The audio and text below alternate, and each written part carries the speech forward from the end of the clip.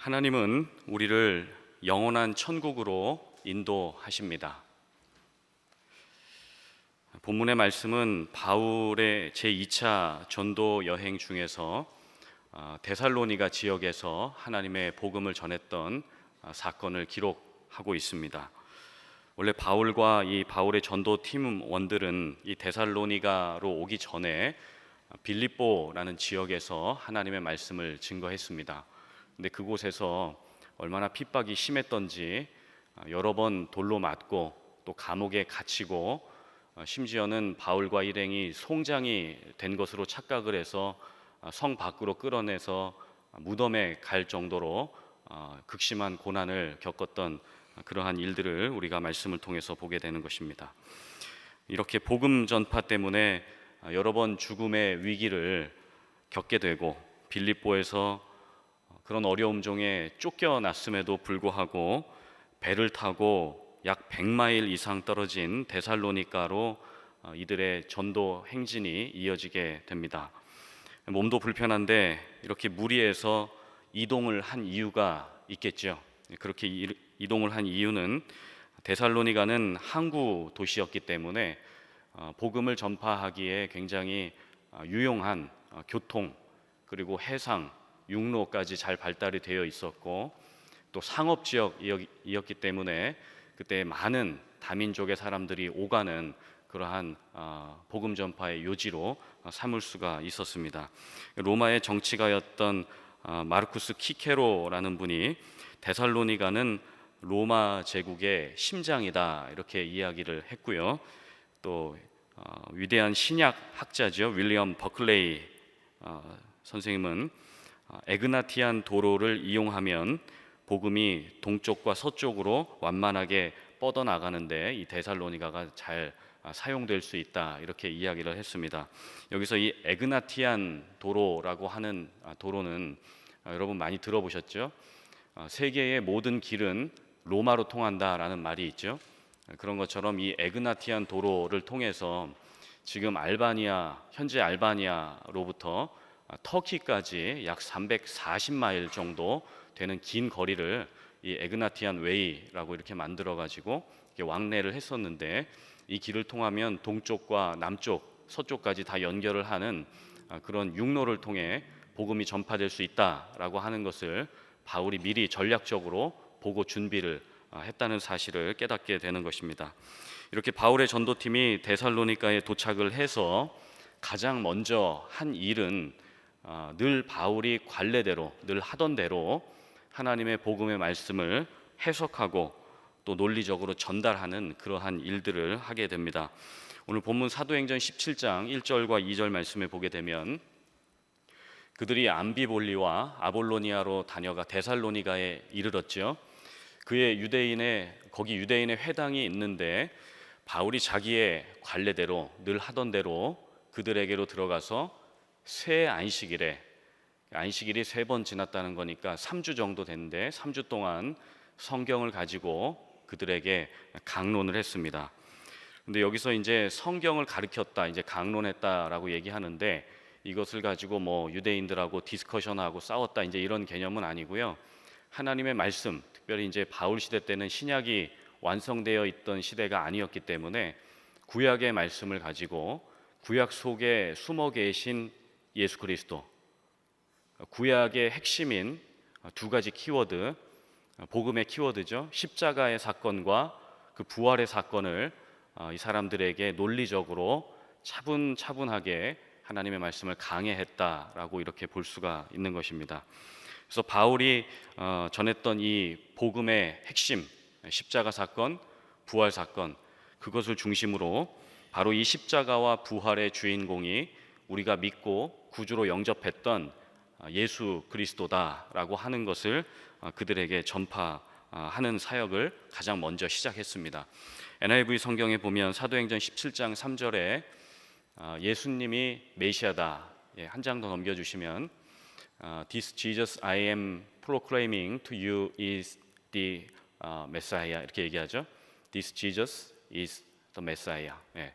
예수님이 메시아다. 예수님이 기름 부음 받은 그리스도다. 예수님이 구원자다. 그렇게 바울은 계속해서 구약을 가지고 복음의 핵심을 유대인들에게 설명을 하고 강론을 하고 있었습니다. 사실 바울이 이렇게 구구절절히 예수님이 메시아다, 예수님이 구원자다 이렇게 얘기하지 않아도 여러분도 잘 아시지만 이 유태인들은 어릴 적부터 예수님에 관한 이야기를 잘 배웠고요. 그리고 성경도 수백 구절, 수천 구절을 암송했던 아주 탁월한 민족이기 때문에 굳이 이렇게 예수가 그리스도다 이렇게 설명할 필요까지는 없었습니다. 그런데 이렇게 설명을 할 수밖에 없었던 이유는 이제 바울도 유태인이었는데 예수님을 믿는 사람을 오히려 핍박했던 사람이었죠. 왜냐하면 구약에 있는 하나님의 말씀, 하나님의 율법은 그대로 인정하고 믿었지만 그 율법과 구약 안에 핵심적으로 드러나 있는 그 복음의 키워드, 십자가 사건과 부활 사건을 그들이 믿지 못했고 바울도 믿지 못했기 때문에 바울은 이렇게 유대인들에게 이렇게 복음의 핵심 사항들을 계속 강론할 수밖에 없는 사역을 가장 먼저 하고 있는 것을 보게 되는 것입니다. 그래서 지금도 이스라엘에 보게 되면 예수님을 구원자로 믿지 않고 그냥 예수님을 역사적인 인간으로는 인정하지만 예수님의 신성은 부정하는 것이죠. 인성은 인정하지만 신성은 부정하는, 그냥 예수라는 사람은 예전에 한번 왔다가 로마 황제를 거역하는 이런 어떤 정치범이나 범죄자의 한 사람으로, 그래서 십자가 처형으로 억울하게 죽어간 그러한 한 사람으로만 이렇게 인정하는 것이 지금 이스라엘의 대부분의 문화 중에 하나입니다. 바울 당시에도 이제 그런 일들이 있었죠. 그리고 지금은 바울이 이렇게 복음을 전하지만 그때 당시에 예수님을 믿기 전에 바울도 원래는 유태인으로서 예수님을 부정했던 사람이었기 때문에 빌립보서 3장 5절과 6절은 바울에 대해 이렇게 이야기를 합니다. 나는 히브리인 중에 히브리인이요 율법으로는 바리새인이고 열심으로는 교회를 박해하고 율법의 의로는 흠이 없는 자다. 자기는 율법으로는 바리새인이고 율법을 너무 잘 지켰기 때문에 흠이 없는 그러한 사람이다라고 이렇게 이야기를 하는 것입니다. 여기서 이 바리새인이라고 할 때 바리새라는 말이 구분짓다라는 원어의 표현이 있습니다. 구분짓다. 그러니까 바리새인들은 자기들이 너무 율법을 잘 지키고 자기들만 너무 의롭다라고 생각을 하는 이 교만함 때문에 다른 사람들이 율법을 조금만 범해도, 조금만 잘못을 해도 저 사람들과는 상종하면 안 된다. 저 사람들은 율법을 지키지 않는 사람이다. 이렇게 하면서 구분을 지었습니다. 그리고 그들을 정죄했죠.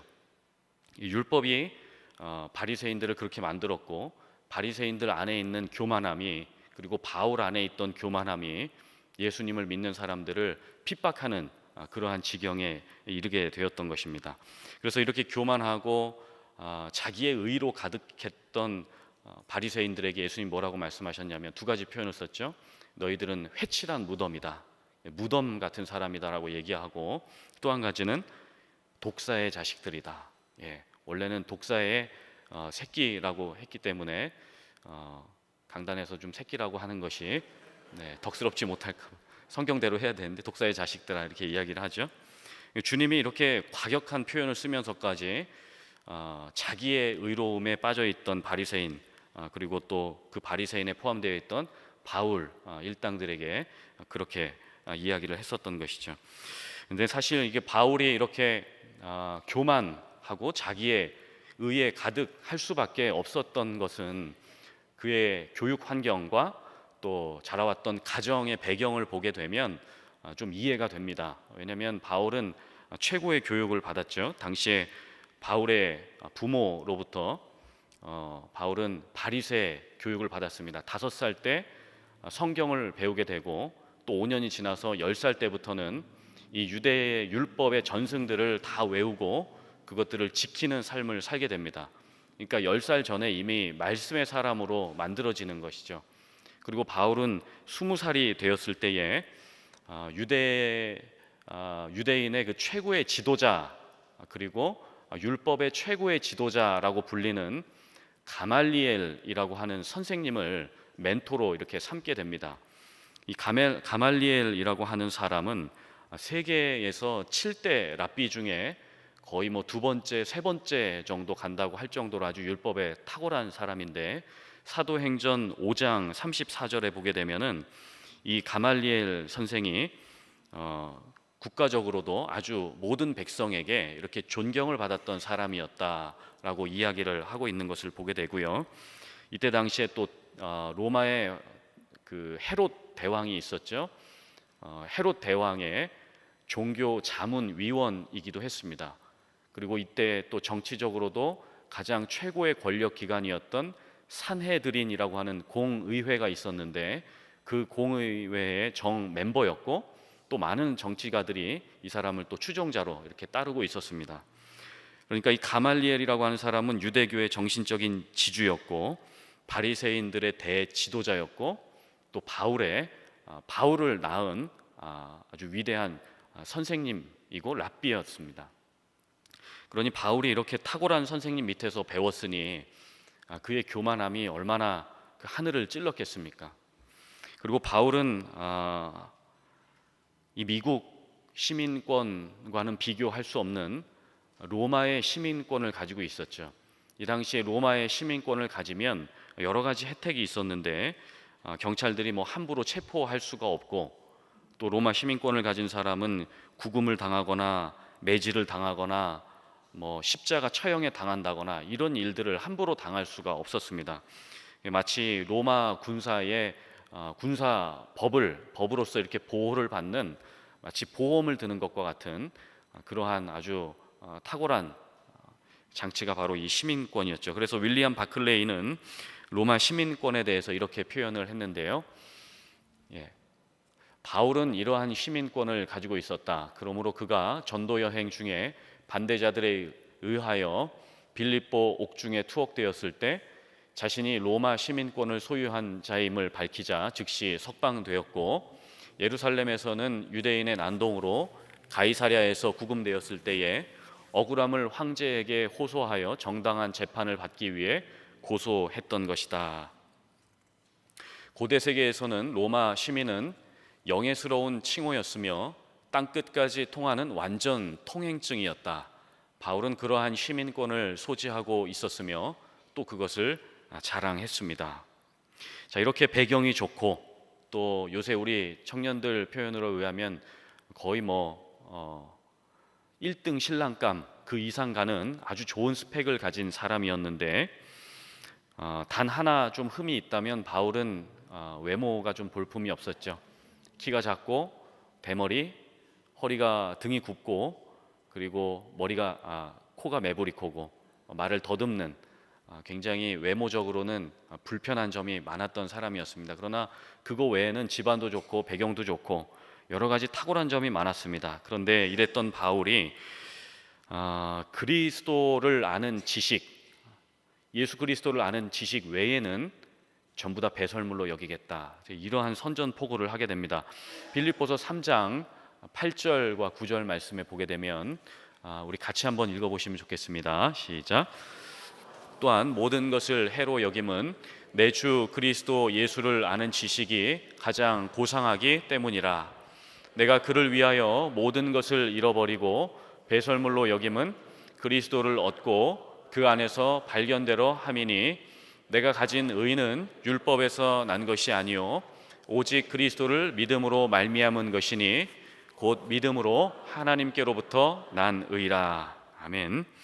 바울은 그동안 자신이 믿었던 그 유대교, 자기의 의로움을 다 내려놨습니다. 그리고 예수께 완전히 헌신을 한 것이죠. 복음을 알고 복음을 전하는 그 사역, 그것 외에는 모든 것이 배설물이 되어버렸습니다. 그의 유학 증서, 그의 부유한 백그라운드, 그리고 가말리엘의 제자라는 그 타이틀, 로마의 인류대 출신 부잣집 아들 로마 시민권자 가말리엘의 제자, 이러한 어떤 감투들, 이러한 명예들을 다 내려놓았습니다. 어떻게 그렇게 할 수 있었을까요? 쉽지 않았을 일이었을 텐데, 이러한 삶을 살 수 있었던 그 힘이 어디에서부터 주어졌을까요? 첫 번째 대지에서 좀 살펴보기 원합니다. 첫째로, 복음의 능력은 우리의 삶을 변화시키는 능력입니다. 복음이 바울을 그렇게 만들었던 것이죠. 복음의 핵심은 앞서 말씀드린 것처럼 두 가지 키워드입니다. 하나는 십자가, 또 하나는 부활입니다. 십자가는 심판이죠. 하나님께서 인간의 죄를 용서하고 구원하시고자 택하신 방법이 아들을 죽이는 방법밖에 없었습니다.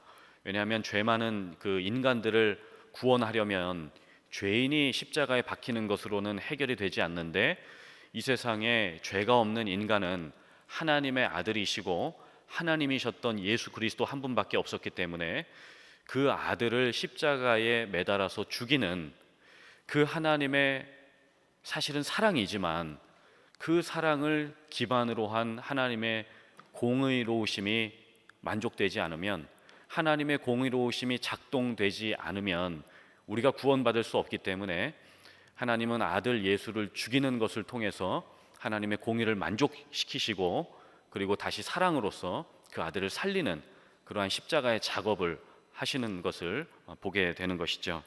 그래서 이렇게 하나님의 공의로움이 십자가에서 만족될 때에만 우리가 죄 용서를 받게 됩니다. 죄 용서를 받아야 우리가 십자가의 공의가 되신 예수 그리스도의 의를 전가받게 되죠. 우리 지난번에 강 목사님도 설교하셨지만 더블 임파테이션, 이중 전가, 우리의 죄가 예수께 전가가 돼야 되죠. 그리고 예수의 의로움이 우리에게 전가돼야 됩니다. 그래야지만 우리가 죄 용서받고 하나님의 그 공의로운 심판을 면하게 되고 하나님의 자녀가 되는 권세를 얻게 되는 것이죠. 그래서 바울은 이렇게 예수의 의로움을 전가받고 자기의 죄는 몽땅 예수께 전가시키는 작업을 통해서 자기의 의로움을 이제 배설물처럼 여기는 그러한 작업을 하게 되는 것이었습니다. 특별히 바울은 이 복음의 두 번째 키워드였던, 첫 번째 키워드가 십자가였다면 두 번째 키워드였던 이 부활 사건을 직접 목격했던 사람이었죠. 그래서 이 부활의 복음, 이 부활의 능력을 체험함으로써 바울이 하나님의 사람으로 변화가 되는 놀라운 기적적인 사건을 경험하게 되는 것입니다. 그런데 앞서 말씀드렸던 것처럼 바울은 유태인으로서 예수님의 인성은 믿었지만 신성은 부정했던, 그분이 나의 메시아는 아니었다라고 부정했던 사람 중에 하나였죠. 더 심각하게 표현하면 바울은 살인마였습니다. 예수가 나의 구원자다, 예수가 나의 그리스도다라고 고백하는 그리스도인들을 다 잡아다가 처형시키는 아주 그런 극악무도한 살인마였었죠. 그런데 그가 다메섹이라는 동네를 걸어가던 중에 부활하신 예수 그리스도를 빛 가운데 만나게 된 사건이 있죠. 그것이 사도행전 9장 1절부터 5절에 나오게 되는데, 제가 한번 읽겠습니다. 사울이 주의 제자들에 대하여 여전히 위협과 살기가 등등하여 대제사장에게 가서 다메섹 여러 회당에 가져갈 공문을 청하니, 이는 만일 그 도를 따르는 사람을 만나면, 예수 그리스도죠, 그 도를 따르는 사람을 만나면 남녀를 막론하고 결박하여 예루살렘으로 잡아오려 함이라. 사울이 길을 가다, 바울의 전 이름이 이제 사울이었죠. 사울이 길을 가다가 다메섹에 가까이 이르더니 호련히 갑자기 하늘로부터 빛이 그를 둘러 비치는지라. 땅에 엎드려져 들음에 소리가 있어 이르시되 사울아 사울아 내가 어찌하여 나를 박해하느냐 하시거늘 대답하되 주여 누구시니까 이르시되 나는 내가 박해하는 예수라. 여기서 주여라고 먼저 고백했지만 이것은 그냥 선생님이요 이런 고백, 이때 당시까지는 아직 예수님을 주라 고백하지 못하는 수준이었죠. 예수님께서 네가 핍박하는 박해하는 예수다, 이렇게 예수님이 말씀을 하셨습니다. 이렇게 부활하신 예수님을 빛 가운데 만난 바울은 그 빛이, 그 부활의 광채가 너무 강력해가지고 앞을 보지 못했습니다. 그리고 3일 동안 먹지도 못하고 마시지도 못하고 졸지에 이제 금식을 하게 되는 상황이 벌어진 것이죠. 그리고 아나니아가 기도하는 중에 하나님께서 환상 가운데 바울에게 가서 안수해가지고 그 눈을 좀 보게 해라, 뜨게 해라 라고 말씀을 합니다. 그래서 아나니아가 바울에게 가서 안수하고 바울이 눈을 뜨게 되는, 그리고 예수 그리스도의 복음을 전하는 그 사명, 그 복음의 전파자로서의 사명을 받게 되는 놀라운 은혜가 그 당시에 주어지게 되는 것입니다. 그래서 바울이 이렇게 세상의 명예, 자신의 그 백그라운드, 그리고 이 세상에 썩어 없어질 것들의 마음을 두지 않고 다 내려놓을 수 있었던 그 이유는 그가 부활하신 예수 그리스도를 만났다라고 하는 그 사건 때문이었습니다. 자, 그러면 우리가 좀 생각해 보고자 하는 것은 과연 부활이 무엇인가라고 하는 것이죠. 부활이 무엇인가? 부활은 생명입니다. 부활은 생명이죠. 죽음을 이기게 하는 하나님의 능력입니다. 그리고 복음의 능력이죠. 그래서 초대교회 성도들은 원형 경기장에서 맹수와 또 사자의 밥이 되어가면서 예수가 그리스도다, 예수가 메시아다라고 고백하지 않으면 살려줄게. 그러나 예수의 그 부활의 능력을 체험한 그리스도인들은 그렇게 할 수가 없었던 것이죠. 원형 경기장에서 맹수의 밥이 되어 죽어가면서도 나는 그리스도인입니다. 나는 그리스도인입니다. 나는 크리스찬입니다. 라고 그렇게 고백할 수 있었던 그 믿음의 고백은 바로 바울이 경험했던 예수 그리스도의 그 부활의 능력을 경험했기 때문에 죽음을 초월하는 그 능력과 그 하나님의 복음의 능력 앞에 예수를 팔아먹지 않는 그러한 신앙 고백을 할 수 있었던 것이죠. 요한복음 11장 25절 26절에 보게 되면 예수께서 이르시되 나는 부활이요 생명이니 나를 믿는 자는 죽어도 살겠고 무릇 살아서 나를 믿는 자는 어떻게 된다고요? 영원히 죽지 아니하리니 이것을 내가 믿느냐, 이렇게 주님 말씀하시는 것이죠. 여러분, 부활의 능력을 믿으십니까? 감사합니다. 네. 이렇게 부활의 능력을 믿는다는 것, 두 번째 대지에서 좀 살펴보고자 하는데, 부활의 능력을 믿는다는 것은 무엇일까요? 부활의 능력은 영원한 천국을 믿는 능력입니다. 왜냐하면 천국은 우리가 부활을 통해서 가게 되는 그 나라이지 않겠습니까? 부활을 해야지만 천국에 다다를 수가 있는 것입니다. 천국에 갈 때에만 우리의 구원이 온전하게 이루어질 수 있는 것이죠. 그래서 천국의 삶을 우리가 믿는다는 것은 부활 이후의 삶을 믿는다라고 하는 그 말과 같은 것입니다. 그래서 우리가 부활, 예수 그리스도의 그 부활을 받아들일 때 동일하게 천국을 받아들이는 그 소망함이 우리 가운데 주어지게 되는 것이죠. 베드로전서 1장 3절에 우리 같이 한번 읽겠습니다. 우리 주 예수 그리스도의 아버지 하나님을 찬송하리로다. 그의 많으신 긍휼대로 예수 그리스도를 죽은 자 가운데서 부활하게 하심으로 말미암아 우리를 거듭나게 하사 산 소망이 있게 하시며 썩지 않고 더럽지 않고 쇠하지 아니하는 유업을 있게 하시나니 곧 너희를 위하여 하늘에 간직하신 것이라. 아멘. 예. 우리의 구원이 하늘에 간직된 하늘의 그 소망 가운데 완성이 된다고 말씀하는 것이죠. 예수님이 다시 오셔서 우리를 부활시켜 주심으로 하나님 나라로 우리가 옮김을 받을 때, 그때 바로 우리의 구원과 우리의 부활이 온전하게 이루어진다라고 말씀을 하는 것입니다. 마틴 로이드 존스 목사님이 이 온전한 구원과 부활의 관계에 대해서 이렇게 말씀을 하셨는데, 이 부활한 몸의 마지막 특성은 하늘에 속한 것이라는 점입니다. 무릇 흙에 속한 자는 저 흙에 속한 자들과 같고 무릇 하늘에 속한 자는 저 하늘에 속한 자들과 같으니 우리가 흙에 속한 자의 형상을 입은 것 같이 또한 하늘에 속한 자의 형상을 입으리라. 부활한 몸은 반드시 이와 같을 것인데 그 이유는 우리 자신이 하늘에 거할 것이기 때문입니다. 부활한 몸은 반드시 이와 같을 것인데 그 이유는 우리 자신이 하늘에 거할 것이기 때문입니다. 여러분의 구원이 완성되고 여러분의 영은 이미 구원되고 여러분의 몸도 완전히 구속되었을 것입니다. 인류 전체가 전적으로 죄와 악에서 구원되었을 것입니다. 오 복되고 영광스러운 날이요, 오 영광스러운 구속이여, 이렇게 말씀을 하셨습니다. 그리고 트리니티 신학교의 조직 신학 교수신 웨인 그루뎀이라는 학자는 구원과 부활의 중요성을 이렇게 세 가지로 정리를 했는데, 부활의 이 교리가 참 중요합니다. 이게 교리가 좀 딱딱하기는 하지만, 첫 번째, 그리스도의 부활은 우리의 중생은 본어게인이요, 본어게인, 다시 태어나는 것이죠. 우리의 중생을 보장해 줍니다.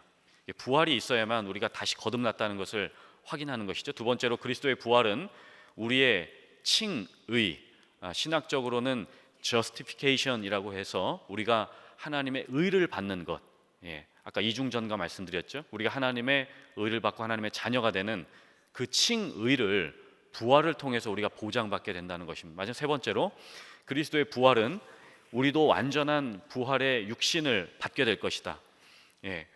누에 고치가 누에 고치로 있을 때는 잘 모르다가 이것이 어느 날 변형이 돼서 나방이 되고 나비가 돼서 훨훨 날아다니는 그러한 변형이 일어나는 것처럼, 우리의 썩을 몸도 언젠가 예수께서 이 땅에 다시 오실 때에 부활의 형체로 변화가 되어서 온전한 몸으로서 구원받게 된다는 그러한 부활의 교리를 설명하는 것입니다.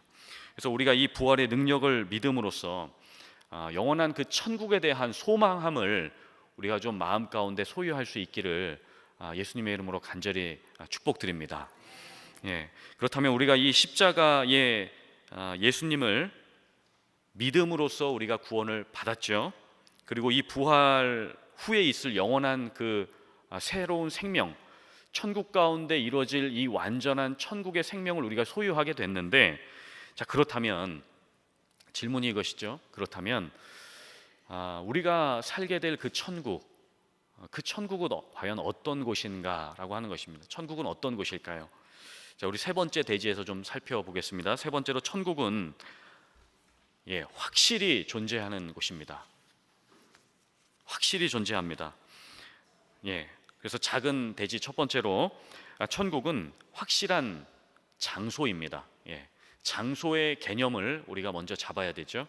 확실히 존재하는 것이다. 장소가 있습니다. 그 근거가 되는 말씀이 요한복음 14장 1절과 2절 말씀인데요. 너희는 마음에 근심하지 말라. 하나님을 믿으니 또 나를 믿으라. 내 아버지 집에, 천국이죠, 내 아버지 집에 거할 곳이 많도다. 그렇지 않으면 너희에게 일렀으리라. 내가 가서 너희를 위하여 거처를 예비하러 가노니, 가서 너희를 위하여 거처를 예비하면 내가 다시 와서 너희를 내게로 영접하여 나 있는 곳에 너희도 있게 하리라. 반드시 장소가 있죠. 존재하는 천국입니다. 하나님께서 우리의 아버지가 되시고 예수께서 다시 우리를 구원하실 때 우리는 구원받고 하나님 나라에서 영원한 그 천국, 하나님 아버지의 집에서 영원토록 살게 되는 그 장소가 반드시 존재한다고 말씀하는 것입니다.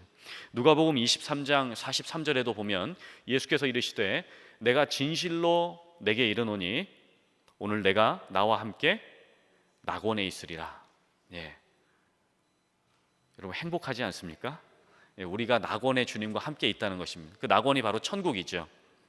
자, 그리고 마태복음 17장 2절과 3절에도 보게 되면, 자, 예수님께서 베드로, 야고보, 요한 이 세 제자를 데리고 변화산에 올라가셨을 때 그곳에서 그들 앞에 변형되사 그 얼굴이 해같이 빛나며 옷이 빛과 같이 휘어졌더라. 그때에 모세와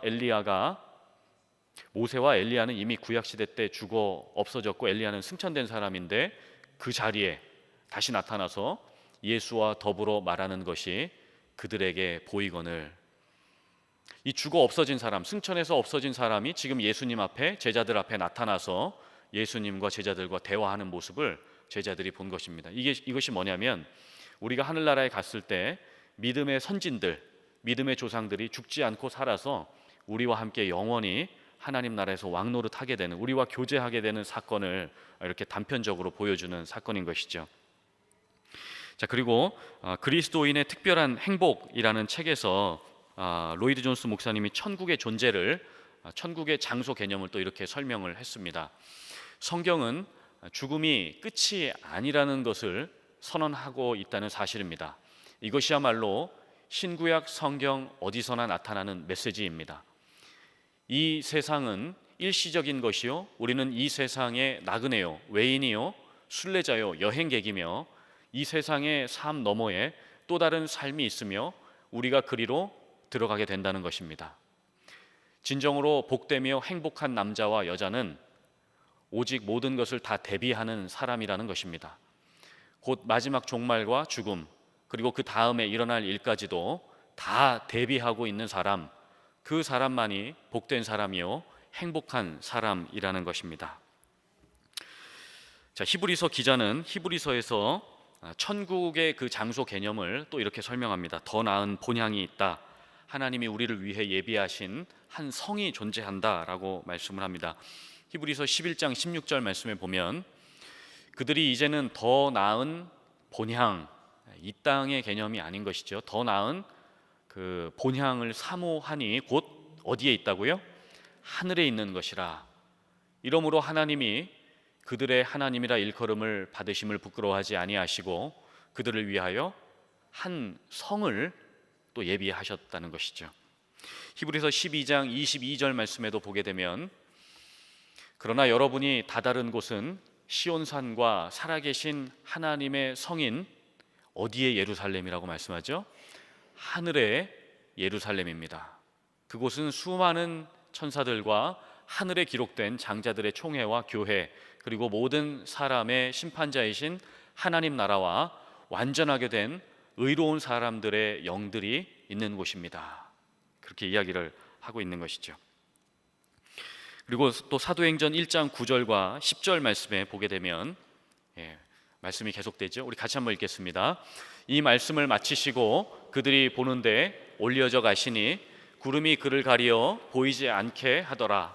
올라가실 때에 제자들이 자세히 하늘을 쳐다보고 있는데 흰 옷 입은 두 사람이 그들 곁에 서서 예수님께서 말씀을 마치시고 하늘로 올리셨다. 하나님 나라 천국에 올라가신 것을 말씀을 하고 있죠. 또 누가복음 24장 50절 말씀에도 보게 되면 또 읽겠습니다. 예수께서 그들을 데리고 베다니 앞까지 나가사 손을 들어 그들에게 축복하시더니 축복하실 때에 그들을 떠나 하늘로 올려지시니 그들이 그에게 경배하고 큰 기쁨으로 예루살렘에 들어가 늘 성전에서 하나님을 찬송하니라. 하늘로 올려지시니 그 이후에 제자들은 하나님의 성전에서 그분을 경배했다라고 말씀을 합니다. 여러분, 반드시 천국은 존재합니다. 아멘. 우리 옆에 분에게 한번 좀 선포해 주십시오. 반드시 천국은 존재합니다. 이렇게 말씀해 주십시오. 반드시 천국은 존재합니다. 아멘. 감사합니다. 두 번째로 천국은 하나님의 통치가 있는 곳입니다. 장소적인 개념도 있지만 하나님의 다스림의 영역이 임하는 통치 개념도 있습니다.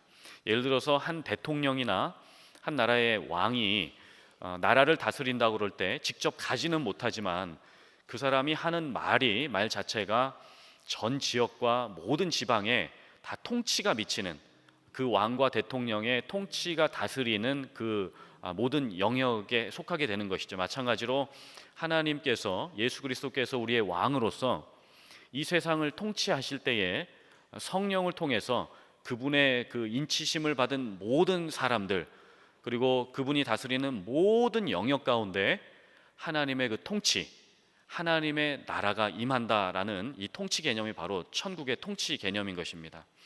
그래서 이 하나님의 나라라고 할 때 이 나라는 어떤 네이션이나 스테이트, 컨트리 이런 그런 나라 개념이 아니고요. 헬라어로 바실레이아라고 해서 하나님의 통치, 하나님의 다스림의 영역이 미치는 모든 이 세상의 지역을 하나님의 나라라고 보는 것입니다. 그래서 이 하나님의 나라가 임하는 이 왕권 국가, 하나님의 나라는 민주주의 국가가 아닙니다. 몇 사람에 의해서 다스려지는 민주주의 국가, 다수결로 진행되는 그런 민주주의 국가가 아니라 예수 그리스도 왕이 다스리는 왕권 국가입니다. 하나님 나라가 왕권 국가라고 한다면 이 미국도 한국도 일본도 전 세계가 다 민주주의 국가가 아니라 무슨 나라일까요? 왕권 국가가 되는 것이죠. 그렇기 때문에 예수 그리스도 왕이신 예수께서 다스리시는 모든 통치가 임하는 나라가 바로 하나님의 나라가 임했다라고 이렇게 볼 수가 있는 것입니다. 그렇기 때문에 우리의 가정도 그런 개념에서 하나님 나라가 이미 임한 것이지요. 우리의 사업장과 우리의 회사도, 직장도 하나님의 나라가 임했죠. 우리의 사랑하는 자녀들에게도 또 우리의 친척들과 우리 부모님에게도 하나님의 나라가 이미 임하여진 것입니다. 그래서 우리가 이 땅에 살아가지만 우리의 육신은 아직 부활하지 않아서 하나님 나라에 가지 못했지만은 우리는 이미 이 땅에서 하나님의 그 나라, 하나님의 천국의 통치와 다스림을 이미 여기서 경험하고 받고 있는 것입니다. 그래서 마태복음 12장 28절에 보면 그러나 내가 하나님의 성령을 힘입어 귀신을 쫓아내는 것이면 하나님의 나라가 어떻다고요? 이미 우리에게 임했다라고 말씀을 하는 것입니다. 특별히 이 하나님의 나라를 마태복음에서는 하나님 나라라는 표현을 거의 쓰지 않고요, 많이 나오지 않고 천국이라고 이렇게 이야기를 합니다. 왜냐하면 이 마태복음의 그 원래 독자가 이제 유대인들이었는데, 이제 이 유대인들은 하나님이라는 단어를 그냥 이렇게 하나님 이렇게 얘기하면 굉장히 믿음 없는 사람, 하나님을 경외할 줄 모르는 사람으로 취급을 받았기 때문에 마태는 그 유대인들을 의식해서 하나님 나라라는 단어보다는 그냥 킹덤 오브 헤븐, 그래서 그냥 이것을 한국말로 번역할 때 천국이다, 그냥 이렇게 표현을 했습니다. 그러나 마태복음 말고 나머지 마가, 누가, 요한복음 이 세 복음서에 보면 천국이 아니라 그냥 하나님 나라라고 이렇게 소개되는 것을 보게 되는 것이죠. 결국은 하나님 나라와 천국은 그냥 같은 단어라고 보시면 되겠습니다. 그래서 이렇게 예수님이 통치하시는 이 나라, 저는 이제 이 세 번째 천국의 개념에서 또 나누겠지만 하나님 나라, 그리고 또 마태가 얘기했던 천국, 이런 단어도 제가 좋아하지만 하나님 나라, 천국보다 더 제가 좋아하는 의미는, 이건 극히 제 그냥 소견이지만 저는 하나님 나라 그리고 천국을 내 나라라고 생각합니다. 제 나라라고 생각합니다.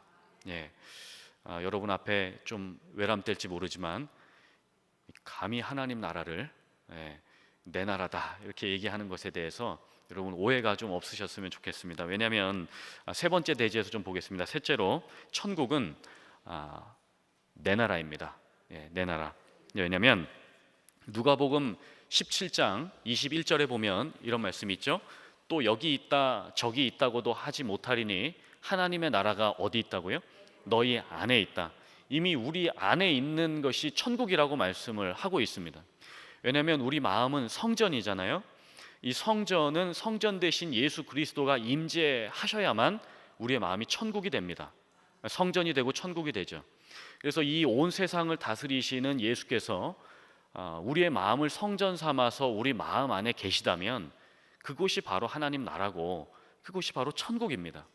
예수 그리스도를 우리의 구주로 모셨다면 우리의 마음은 이미 천국을 경험했고, 이 천국은 저 멀리에 있는 천국이기도 하지만 이미 내가 소유한 내 나라에 있는 것입니다. 그래서 천국은 바로 내 것이다. 여러분 로마서 8장에 보게 되면 자녀이면 상속자요, 상속자는 아버지의 것을 다 이어받는 게 상속자입니다. 그렇죠? 우리가 하나님을 뭐라고 부릅니까? 아버지 하나님이라고 부르죠. 아버지 하나님이 우리의 하나님이라면 하나님 나라는 곧 누구의 것입니까? 내 것입니다. 하나님 나라는 누구의 것입니까? 한 번만 더 하겠습니다. 좀 이상합니까? 하나님 나라는 누구 것입니까? 내 것입니다. 어차피 우리가 아버지의 하나님의 그 거처로 또 가게 되기 때문에 그곳은 우리를 위하여 예비한 거처라고 말씀하지 않습니까?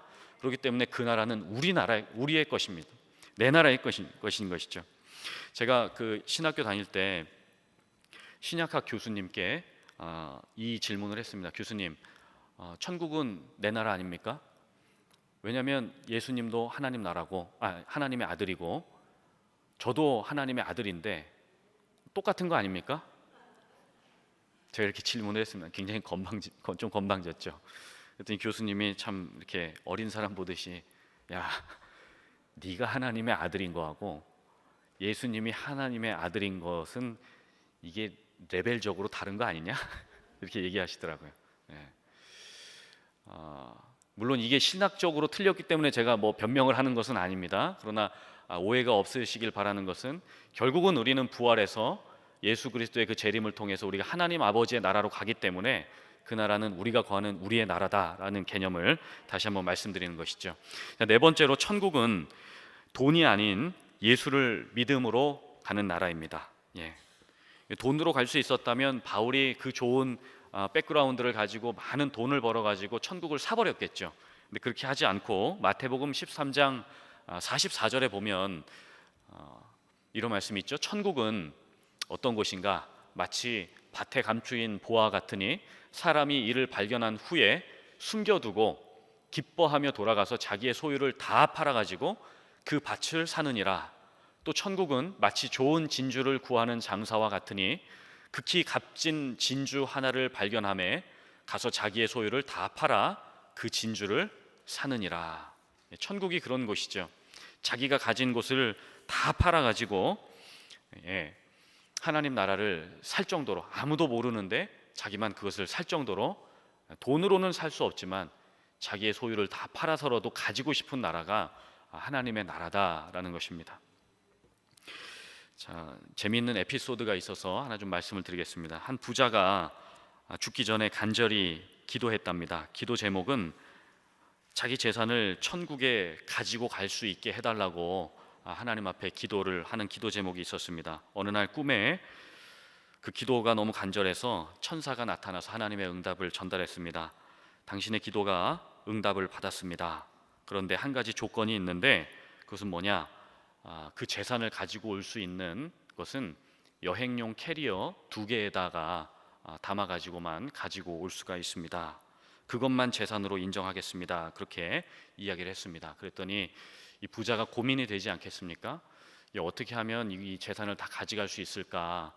이것을 캐시로 바꾸자니 캐리어 2개 다 안 들어갈 것 같고, 이것을 주식으로 바꾸자니 이 땅에서 다 없어질 것 같고, 고민을 하다가 금덩어리로 좀 바꾸자 그래가지고 자신의 재산을 다 팔아가지고 금덩어리로 바꿔서 캐리어에다가 다 채웠답니다. 그리고 얼마 안 있다가 이제 부자는 천국에 가게 됐습니다.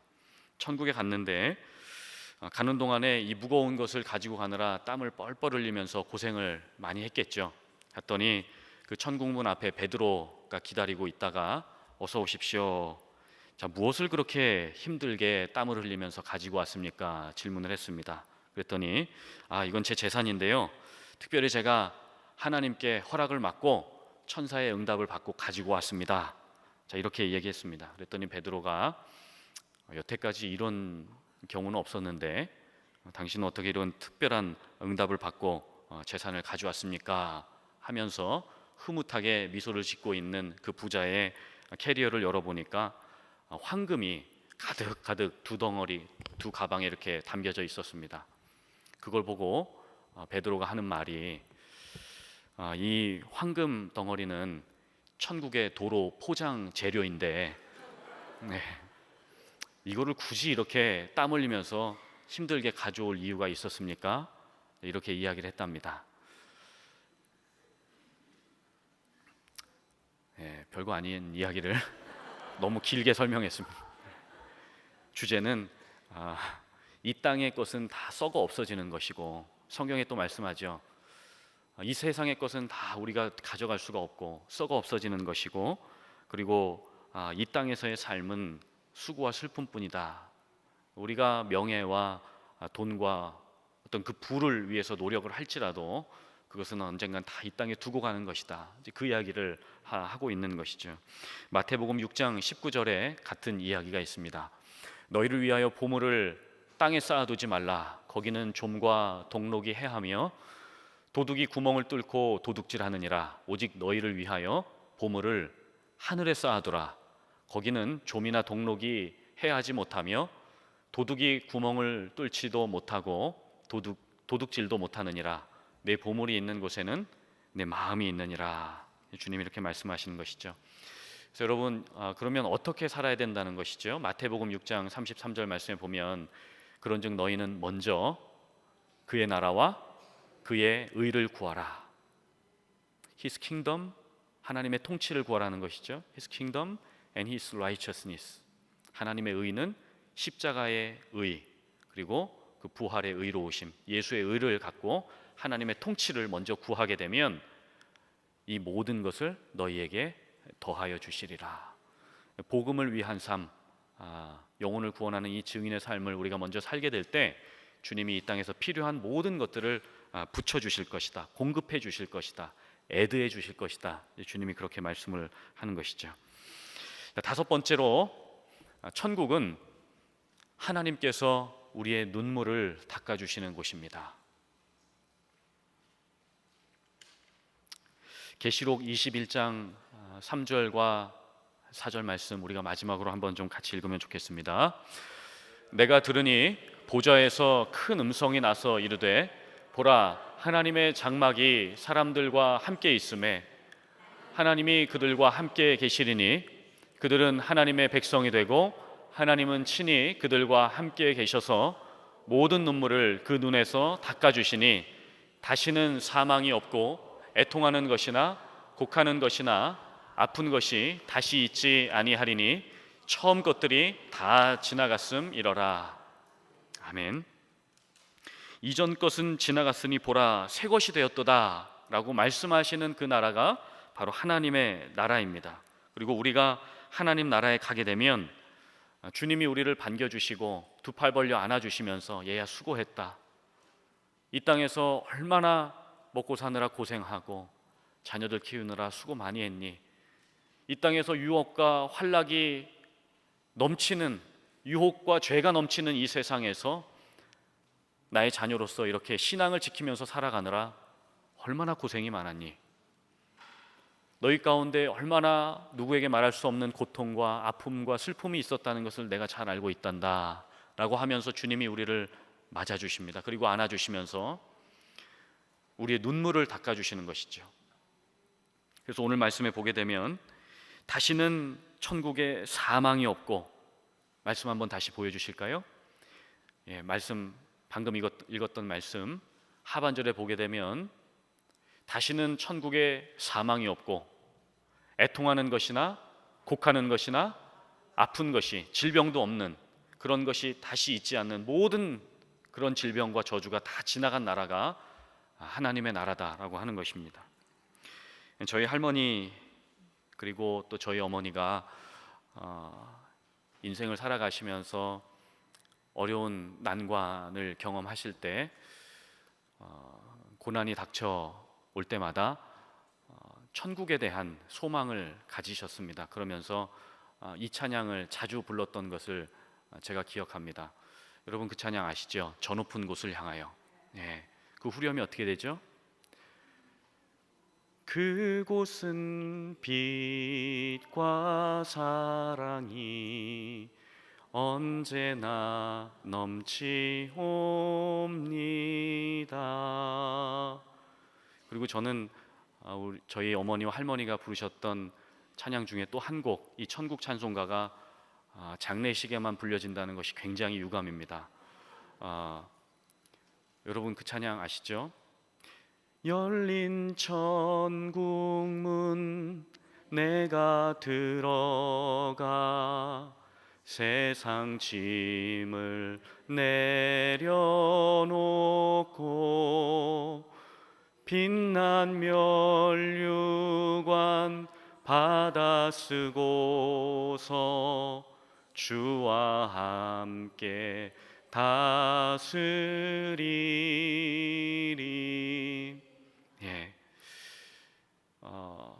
여러분 천국은 죄송하지만 장례식에서만 생각하고 바라볼 것이 아니라 오늘 바로 이 자리 가운데서도, 그리고 오늘 예배가 끝난 이후에 돌아가는 그 차 안에서도 우리가 계속 소망하면서 이 찬양을 부르고 하나님의 나라를 기억해야 될 줄로 믿습니다.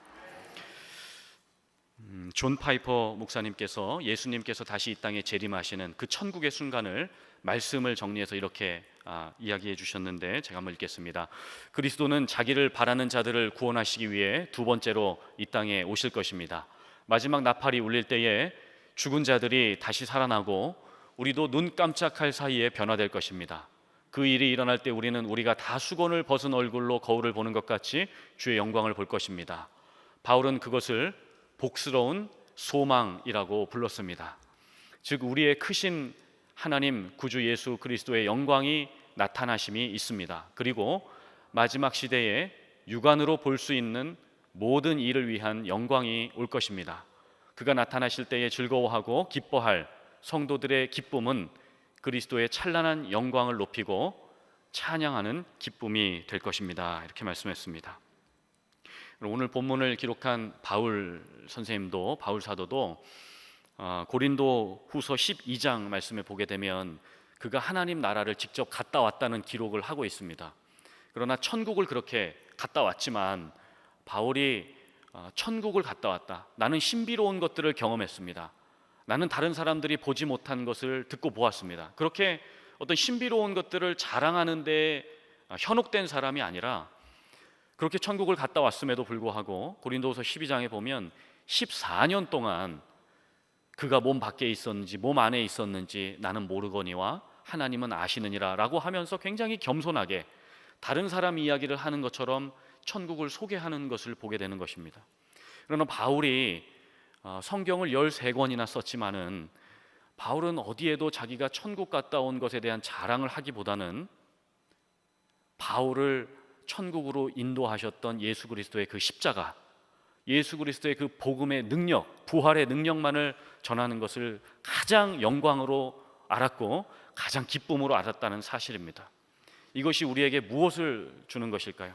우리가 신앙생활할 때 어떤 신비로운 체험도 중요하지만 어떤 역사를 경험하는 것도 너무 중요합니다. 그것이 있어야죠. 그래야 신앙이 유지되는 부분도 있습니다. 그러나 경험은 경험 위에 또 다른 경험을 낳게 됩니다. 경험 위에 또 다른 해석을 낳게 되는 것이죠. 바울처럼 우리가 겸손하게 이 땅에 살아가면서 해야 될 일은 오직 나에게 은혜를 주신 예수 그리스도의 그 십자가, 예수 그리스도의 그 부활의 능력만이 우리 가운데 살아 숨쉬어서 나를 나되게 하신 것은 예수 그리스도의 복음의 능력밖에 없습니다. 그 복음의 능력이 오늘도 나를 이 자리 가운데 있게 했습니다. 그 복음의 능력이 나를 천국에 가게 만들 하나님의 부활의 능력이고 십자가의 능력입니다 라고 선포하는 것이 우리 가운데 간절히 필요한 줄로 믿습니다. 나가는 말 보겠습니다. 하나님은 영원한 천국에서 영광 받으실 하나님이십니다. 그렇죠? 우리에게 자랑할 일도 많고 또 인정받고 싶은 것이 많습니다. 심리학자들에 의하면 인간의 가장 기본적인 욕구가 사랑을 받고 인정받고 싶은 욕구라고 말합니다. 그런 것처럼 하나님도 우리를 만드시고 우리를 통해서 사랑과 인정을 받기 원하시죠.